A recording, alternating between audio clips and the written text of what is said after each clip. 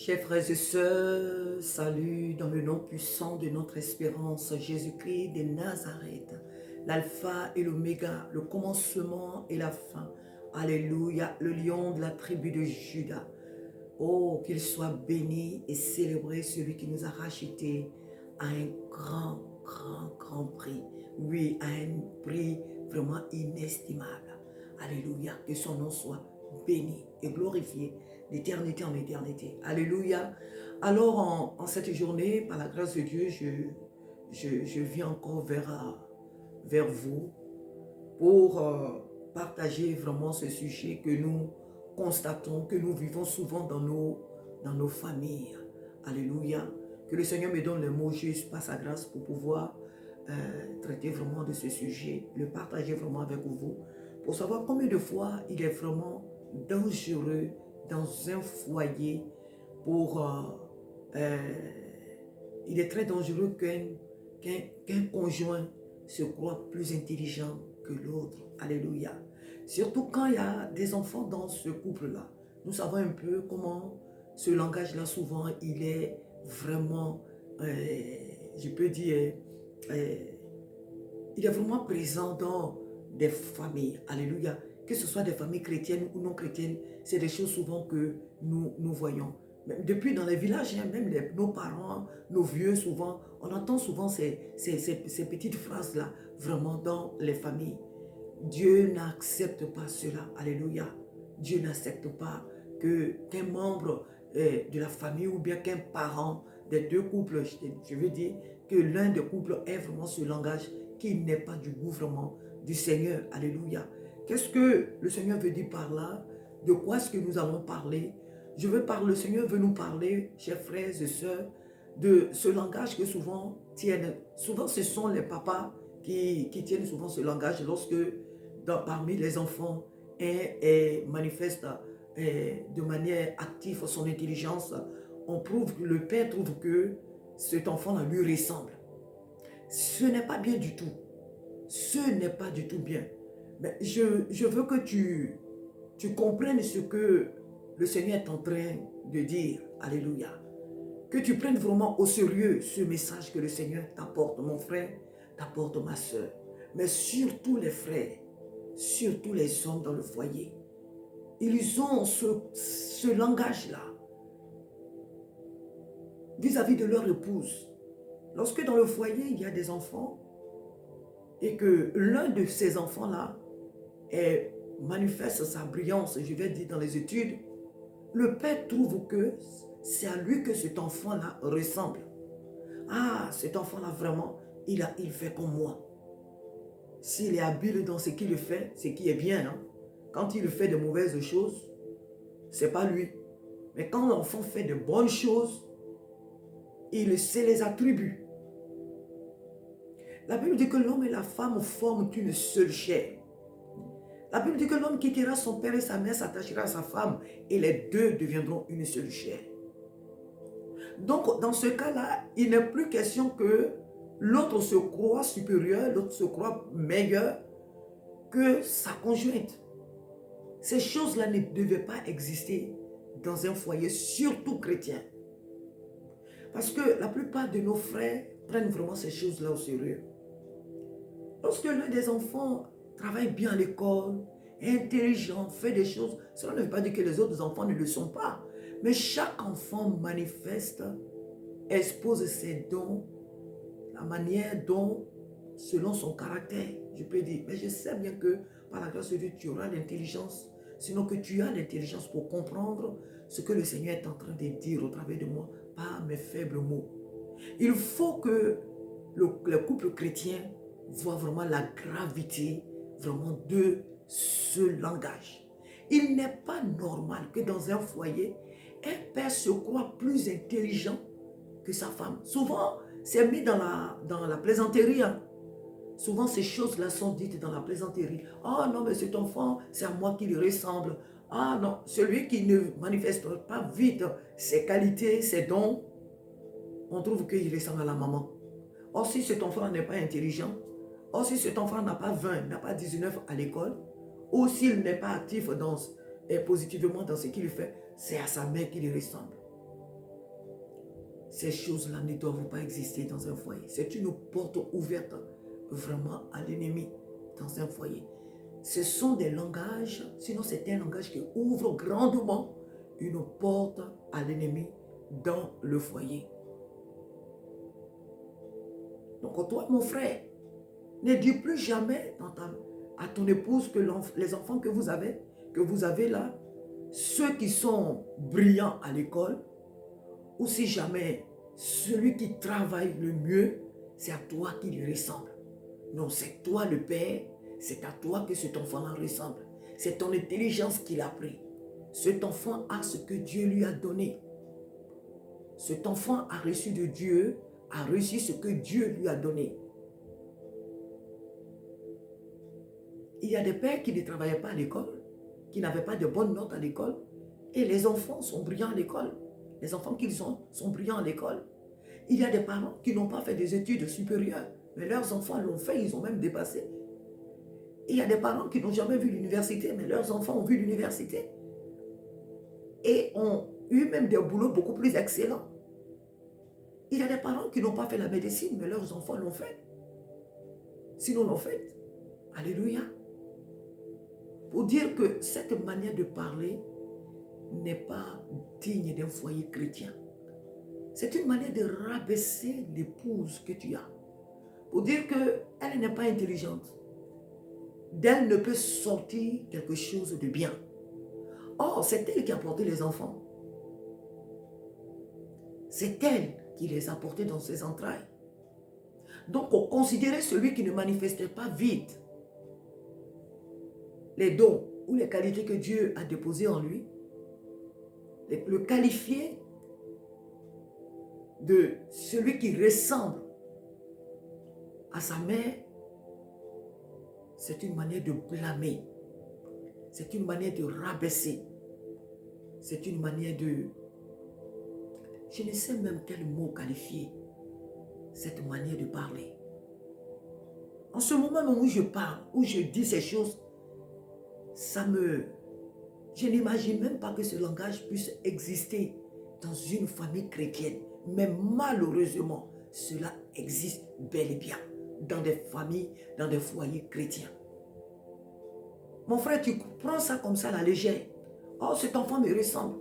Ah, celui-là, il me ressemble. Oh, l'autre là, il ressemble à sa mère. Tu prends ça à la légère. Mais sache que tu es en train d'exciter la colère de Dieu. Dieu ne t'a pas donné une épouse qui n'est pas intelligente. Dieu ne t'a pas donné une femme pour que tu la dévalorises. Parce que ce que tu penses au-dedans de toi, c'est ce que tu fais sortir de ta bouche. Car la Bible dit quoi? C'est de l'abondance du cœur que la bouche parle.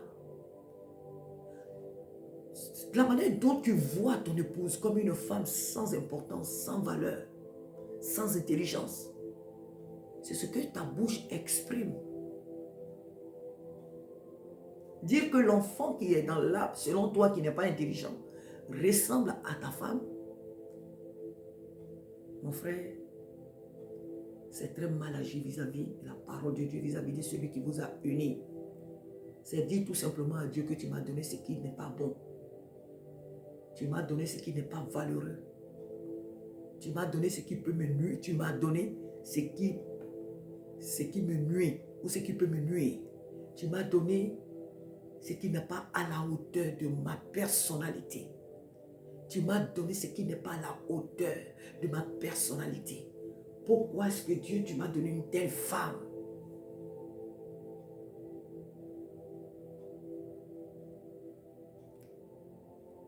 Il faut éviter de parler de la sorte dans son couple.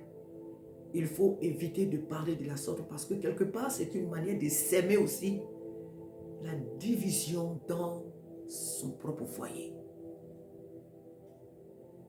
C'est une façon de s'aimer, une manière de s'aimer la discrimination, la division, et je ne sais quel mot employer. C'est une manière de mettre l'autre enfant au-dessus de ses frères ou de son frère. Si jamais ils sont deux ou plusieurs, c'est une manière de le placer au-dessus des autres. Il faut éviter d'avoir ce langage. dans sa maison, vis-à-vis de son épouse, vis-à-vis de ses enfants. Si l'enfant qui manifeste qui manifeste lentement l'intelligence que Dieu lui a donnée, peut-être que c'est comme ça Dieu veut qu'il soit. Ou si vous voyez que cela est un danger, alors il faut l'apporter devant Dieu. Il faut prier pour lui. Mais il ne faut pas le classer parmi ce qui est négatif, ce qui est mauvais. S'il est comme ça, c'est qu'il ressemble à sa mère. Celui-là qui est comme ça, là, celui-là qui fait ce qui est bien à tes yeux, c'est celui-là qui te ressemble.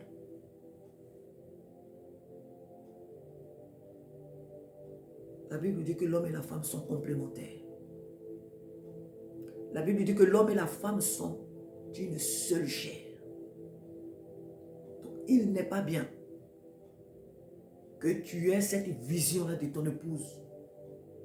Il n'est pas bien que tu regardes ton épouse comme une femme qui n'est pas intelligente. Parce que cette manière de parler ne s'arrête pas à l'enfant, mais tu dis, l'enfant qui n'est pas intelligent d'après toi est égal à sa mère. Et souvent, d'autres vont même jusqu'à dire, même quand l'enfant agit mal, c'est sa mère qui lui a dit de faire ça. Tout ce que les enfants font qui est mauvais ou négatif est attribué à la maman. Et ce qui est bien est attribué au père. Non. Cela ne doit pas être le cas d'un foyer chrétien. Quand les enfants agissent mal, c'est la mère qui leur a dit de faire. C'est la mère qui est à la base de cela. Tout ce qui est mauvais, c'est la mère qui est à la base. Et tout ce qui est bon, c'est le père qui est le maître ou le conducteur de tout ce qui est bien dans le foyer. Ce n'est pas le langage que Dieu veut qu'un chef de famille ait vis-à-vis de sa maison.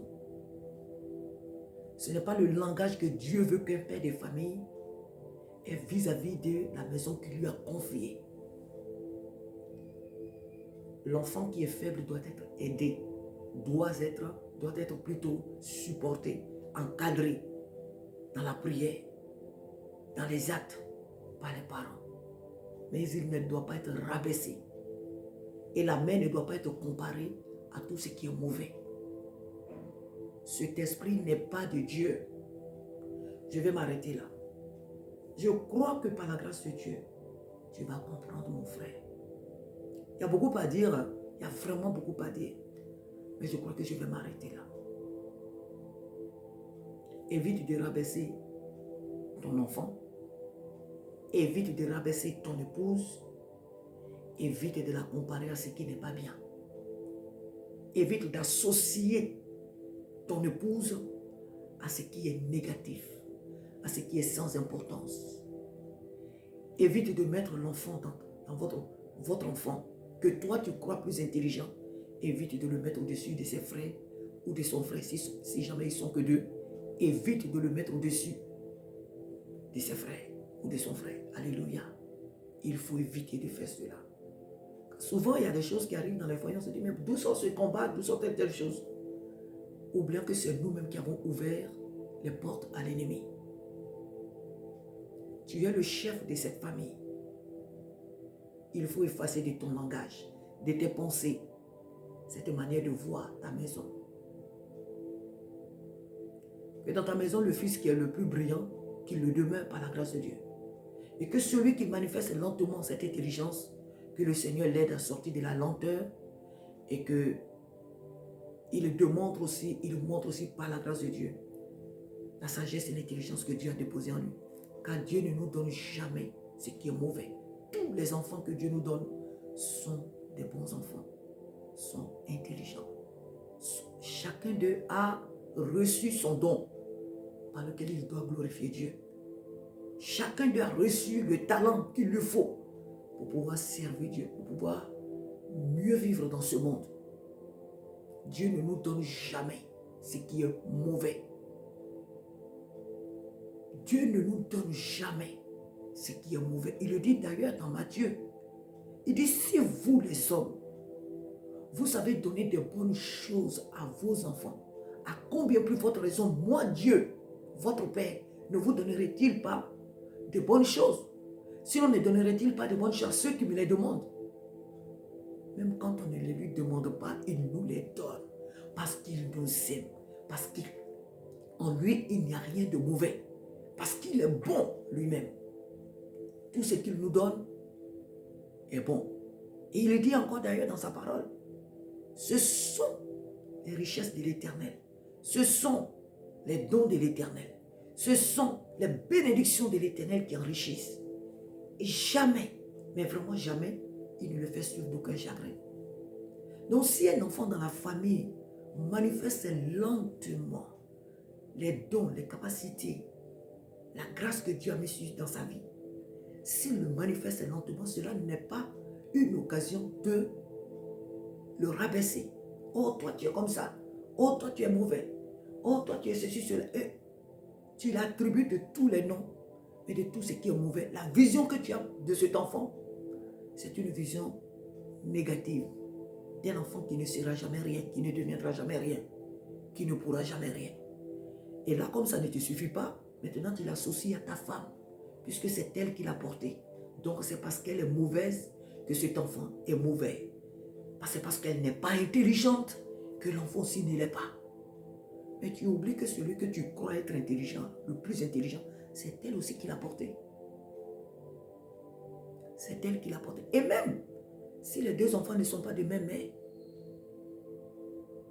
mais du moment que Dieu t'a mis ensemble avec cette femme, c'est parce qu'il sait que c'est avec elle que vous allez construire une vie meilleure. Alléluia. Les mots me manquent. Vraiment, les mots me manquent. Mais le Seigneur voudrait que tu comprennes la gravité de cette manière de faire les choses. Cette manière, la gravité de ces paroles. Elles ne doivent pas exister dans une famille chrétienne. Un homme né de nouveau ne doit pas rabaisser sa famille. Parce qu'en rabaissant ta femme ou ton fils ou ta fille, ou je dirais en un mot ton enfant et ton épouse, tu te rabaisses toi-même. Tu te livres gratuitement à l'ennemi. Dans l'ignorance, certainement que tu es dans l'ignorance. Mais Dieu ne veut pas que tu sois, mon frère, dans l'ignorance. Voilà pourquoi. Oui, voilà pourquoi. Il te met en garde. Il te parle.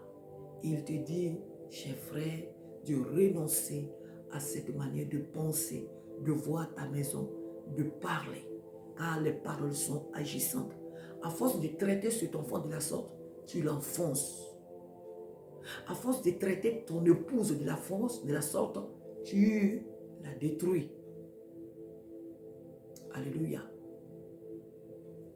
Vois la gravité de cette manière de parler. Et tout simplement, repens-toi. Change ta manière de voir ton enfant. Change ta manière de voir ton épouse. Change ta manière de voir ou de parler à cet enfant et à ton épouse. Alléluia. C'est vous deux qui avez conçu ces enfants, par la grâce de Dieu. S'il y a l'un qui montre plus son intelligence, que Dieu soit loué. Si l'autre est lent, que Dieu soit loué. Priez pour que le plan de Dieu pour cet enfant se réalise. Priez ensemble pour que le plan de Dieu pour vos enfants se réalise. Qu'aucun d'eux ne soit en dehors des plans que Dieu a pour leur vie. Qu'aucun d'eux ne soit en dehors de la destinée que Dieu leur a donnée. Que cela soit votre prière. En tant que père de famille, que cela soit vraiment ta prière. Il ne faut pas avoir de la pitié pour un enfant qui, comme je venais de le dire, qui manifeste lentement ses capacités, ses dons. Ce n'est pas de la pitié que Dieu veut que tu aies pour cet enfant. Non. Mais une compassion qui puisse te pousser à pouvoir prier, fléchir les genoux devant Dieu. Il faut porter cet enfant devant Dieu et ne pas le rabaisser. Que Dieu t'aide, mon frère. Ce que nos parents font au village là, c'est parce que la plupart d'entre eux ne connaissaient pas le Seigneur ou ne connaissent pas le Seigneur. C'est pourquoi ils le font. Mais toi, tu as la parole de Dieu. Tu médites la parole de Dieu. Tu as la parole de Dieu devant toi. Tu la médites jour et nuit. Tu l'écoutes à l'église ou peut-être que tu la prêches toi-même. Sache que tous les enfants que Dieu t'a donnés sont un don merveilleux. Tous les enfants que Dieu t'a donnés, quelle que soit leur forme, quelle que soit leur taille, quel que soit ce qu'ils sont, c'est un don merveilleux que Dieu vous a fait, toi et ton épouse. Bénis Dieu pour leur vie. Bénis Dieu même pour leur faiblesse. Bénis Dieu aussi même pour leur manquement. Et ne les rabaisse pas. Ne rabaisse pas ton enfant. Et ne compare pas ton épouse à ce qui est mauvais. Je pense que si tu pensais qu'elle était mauvaise, tu ne l'aurais pas épousée. Si tu avais pensé qu'en elle allait sortir que ce qui est négatif, tu n'allais pas accepter de l'épouser. C'est parce que tu as cru en ce que Dieu a déposé en elle. Pour toi, pour votre foyer, que tu as accepté de vivre avec elle. Alléluia. Que Dieu t'aide, mon frère, à changer de langage. Que Dieu t'aide. Je sais qu'il y a aussi des moments qui jouent aussi avec cette manière de parler. Mais cela est très fréquent chez les pères. C'est pourquoi le Seigneur insiste beaucoup sur le comportement de nos époux, de nos frères, de nos papas. Alléluia. Il faut changer de langage vis-à-vis de son fils ou son enfant qui manifeste lentement ses dons. Alléluia. Ses dons. Alléluia. Évitez de rabaisser son épouse, de ramener toujours son épouse à ce qui est négatif. Il faut éviter cela. Évite de ramener toujours ton épouse à ce qui n'est pas bien. Évite de rabaisser ton enfant, mon frère. Donc voilà le conseil que Dieu t'apporte en ce jour. Je ne viens pas pour te juger. Moi, je ne viens pas pour te condamner. J'ai aussi des défauts vis-à-vis même de mes enfants aussi. J'ai peut-être même un langage qui n'est pas bien. Que Dieu voudrait aussi que je change en tant que mère. Parce que tout ce que nous confessons de nos bouches agit. Alléluia. Donc nous devons beaucoup faire attention. Alléluia. Que le Seigneur t'aide vraiment à voir vraiment l'importance de ce message. Qu'il transforme ton langage, qu'il transforme les langages de nos époux, de nos frères, de nos papas. Que le Seigneur vraiment change leur manière de parler, leur langage, leur message qu'ils envoient à leurs enfants, qu'ils manifestent lentement les dons que Dieu a déposés en eux. Que Dieu soit béni, que Dieu soit glorifié pour tout ce qu'il fait et qu'il te fasse du bien, mon frère, au nom de Jésus-Christ de Nazareth.